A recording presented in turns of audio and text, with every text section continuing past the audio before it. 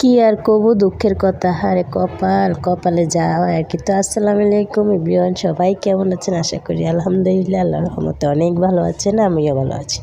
তো যা বললাম আর কি, মেয়ে পড়া কপালে আর কি আর করা, বুঝছেন।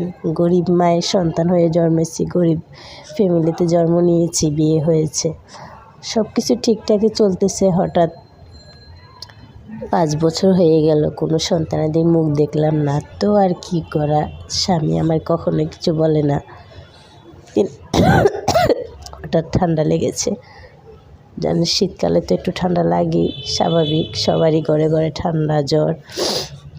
তো বলল, শাশুড়ি মা অনেক কথাই বলে, অনেক কথাই শোনায়, অনেক কিছুই বলে, কখনো কিছু বলি না। জালে বলে, শাশুড়িরা বলে 5টা জাল আমাদের,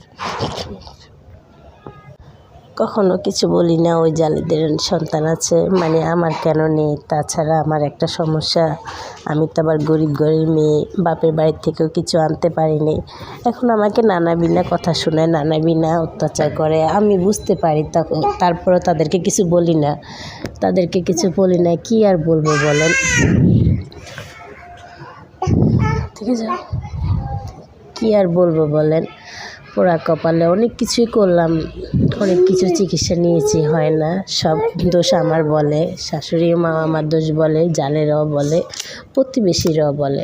হঠাৎ করে একদিন আমি তাকে জিজ্ঞেস করলাম, আচ্ছা সবাই আমাকে এত কথা শোনায়, আমার তো আর ভালো লাগে না, আপনি একটা বিয়ে করুন, না একটা সন্তান আপনার দরকার, একটা বাপ ডাকতে কি মনে হয় না? আপনার বাপ ডাকাশি শুনতে মনে ভালো লাগে না? একটা করেন। দেওয়ার পর সে আমাকে অনেক কথাই শোনালো, কেন করব, আমি করব না, আমার দরকার না, আমি এমনিতেই আলহামদুলিল্লাহ ভালো আছি। আল্লাহ যখন আমাকে দিবে সেটা হচ্ছে আমি রহমত, ইনশাল্লাহ আল্লাহ আমাকে কখনো নারাজ করবে না, দিবে। তো সেই কথা সেই কাজেই বলে আমি চুপ শান্ত হয়ে থাকি। কত আর বলেন, সে থাকে, স্বামী তো আর সারাক্ষণ পাশে থাকে না, তার তো আর কিছু হয় না। শাশুড়িরা তো অনেক কথাই শোনায়, অনেক শুনতে এক পর্যায়ে আমি ক্লান্ত হয়ে গেছি, জানেন। আমি মানসিক টর্চারে ভুগি, অত্যাচার, ওদিকে মানসিক টর্চারে ভুগি। কি আর করব, কখনোই মনে শান্তি পাই না, খেতে শান্তি পাই না। পরিশেষে এক পর্যায়ে দেখা যায় তাকে বিয়ে করাবে। আমি বলি, তুমি একটা বিয়ে করো, ওই ঘরে একটা সন্তান হোক। না, সে মানতে নারাজ, সে বিয়েও করবে না। এখানে তো শাশুড়ি আমাকে অনেক কথাই শোনায়, জোর করে, এটা করে সেটা করে, আমার দোষ। তা আমি বলি, চলো একদিন চলো ডাক্তারের কাছে, আমিও পরীক্ষা করি, তোমারও চেক আপ করাই, বুঝছেন। তো এই যে কথা সেই কাজ, গেলাম।